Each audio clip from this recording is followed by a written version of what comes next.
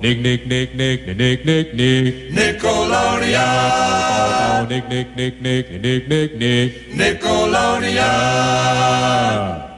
You know, when I was a kid, I used to watch a lot of TV shows. Some were awesome, and some, well, you get the picture.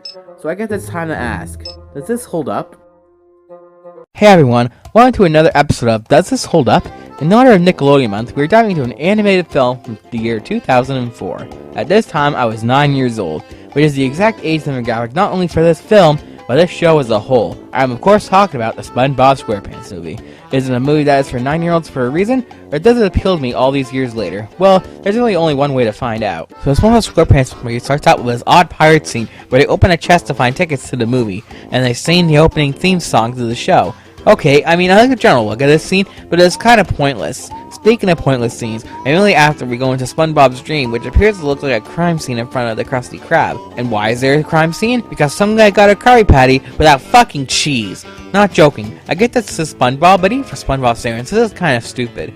Once SpongeBob wakes up, though, the plot starts to unroll. SpongeBob has it in his mind he's getting a promotion to be a manager of the new Krusty Krab location, and he's been Employee of the Month 374 times, which adds up to 31 fucking years. Okay, before you ask me how this makes sense, according to the show's creator, Steve Hillenburg, the SpongeBob Squarepants movie takes place at the end of the SpongeBob Squarepants timeline, meaning anything before and after this movie came out takes place before this movie, including the most recent SpongeBob movie from a couple years ago. That would also make SpongeBob like 50 years old at least at this time. Yet, when we go to the ceremony where SpongeBob loses the promotion to Squidward, Mr. Krabs says it's because he is... You're just a kid.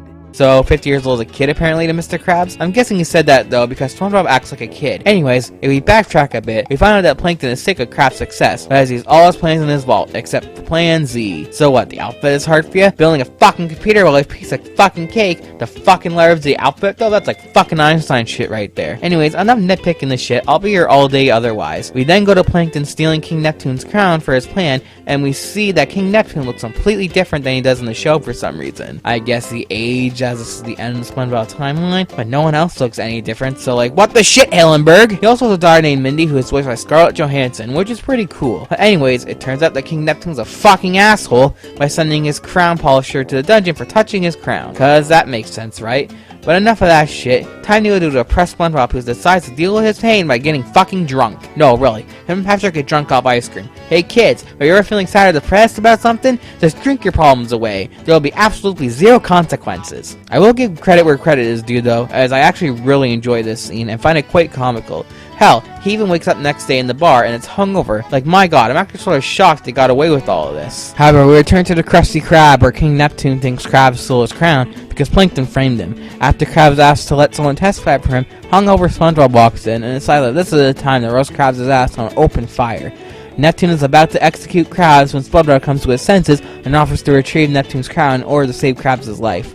Neptune agrees to this after he is convinced by his daughter Mindy, and also SpongeBob and Patrick go to find the crown in a burger-shaped car, which apparently Krabs has always had. After this, Plankton steals the formula, and we go back to SpongeBob, who is about to pass the county line when he runs the stereotypical Trump supporters, I mean rednecks, and commits to libtard snowflake comments now. Seriously though, there's a lot I don't like about the left either, so shut up. Anyways, they go over the line and immediately lose their car and have to walk now. Nice job, guys. Meanwhile, Plankton is selling Krabby Patties out of the chum bucket and is giving bucket helmets out with every purchase. Wow, generous guy. Except, you know, he uses them to brainwash the entire fucking town. I guess the Krabby Patty formula was enough for you, eh, Plankton? Oh, and he also reveals he sent a bounty hunter to make sure SpongeBob doesn't get to the crown named Dennis, who's voiced by Alec Baldwin of all people. Dennis as a character is just okay to me. He is not terrible, but nothing special either. He's mostly just a badass biker cliche. Anyway, SpongeBob and Patrick find a patty boat at a super metal bar in the middle of nowhere. They go in, and Patrick distracts everyone by asking where the bathroom is. Both SpongeBob and Patrick end up in the bathroom and make bubbles in this very stupid bubble scene. Then the people in the bar see these bubbles and have this very specific rule. All bubble-blowing babies will be beaten senseless by every able-bodied patron in the bar. Like seriously, what place has a specific of a rule? After that, SpongeBob and Patrick are chased by this giant fish that has an old woman for a tongue. That's a sentence I thought I would never say. They lose the car for good in a giant pit, and we cue a meme. No, really, this is where the Patrick Surprise meme came from. And Spongebob then has a breakdown and decides to give up and go home as he feels he can't do it because he is just a kid. Then something pretty stupid in my opinion happens. Mindy randomly shows up because why not, and shows them that Plankton has turned the whole town into slaves and has taken over Bikini Bottom. Apparently seeing everybody he knows, aside from Patrick, become slaves though, still isn't enough to make him continue his journey. But you know what does? Putting a piece of fucking seaweed on his goddamn upper lip. Seriously, what the absolute fuck? Oh, and to top that off, right at that, they sing a stupid song, cause fuck it, why not? However, these giant monsters look kinda dope, so props there. After they cross the cavern, they meet Dennis, who says he's gonna kill them, but is stepped on by the Cyclops. And by Cyclops, I mean a diver, who takes SpongeBob and Patrick to a gift shop, which turns out to be Shell City. What happens next has to be the saddest thing in SpongeBob history. Well, that and the whole Gary Come Home episode, but I digress. The Cyclops puts them under a hot light, and you watch them fucking die! I'm not joking. You watch SpongeBob and Patrick literally die, and they make it sad as hell by making them sing the Goofy Goober song during their final breaths.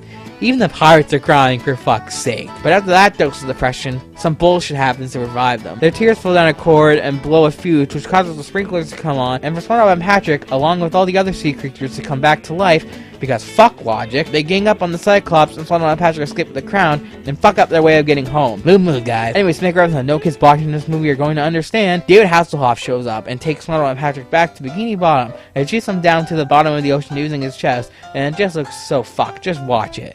They get to the Krusty Krab just in time, but Plankton put a helmet on King Neptune and tries to tell SpongeBob he's just a dumb kid. That leads SpongeBob to destroy all the helmets and stop Plankton in the best way possible. The helmets can't handle this level of rock and roll! Seriously though, this in my opinion is the only good song in this movie. It's a parody of I Wanna Rock by Twisted Sister, and a great one at that. After that, Krabs is unfrozen and the movie ends. So that was the SpongeBob Squarepants movie. I know I nitpicked the shit out of it, but honestly, after rewatching it for the first time in several years, it was pretty damn good.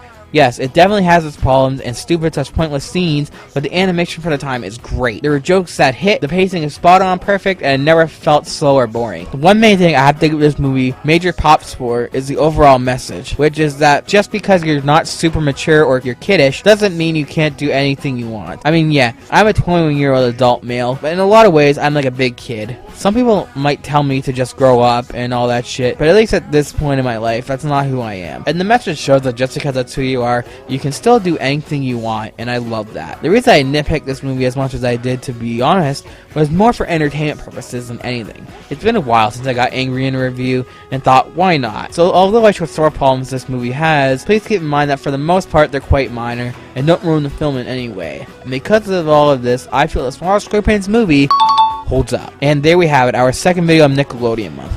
I hope you guys enjoyed seeing some Angry Brad this time around. I don't get angry too often in videos, just because I don't often review bad movies. However, I decided to nitpick this one and see what happens. So if you want to see more Angry Brad, let me know down below, and I might bring him back once in a while. Anyways, that's it for this video, guys, but I'll be back with more videos for Nickelodeon month. Take care. Thanks for watching. If you are new here, please subscribe by clicking or tapping the first circle, or clicking the subscribe button. Click or tap the second circle to go to my vlog channel, and click or tap one of the rectangles to see more of my videos. All my socials are linked down below as well. Peace out.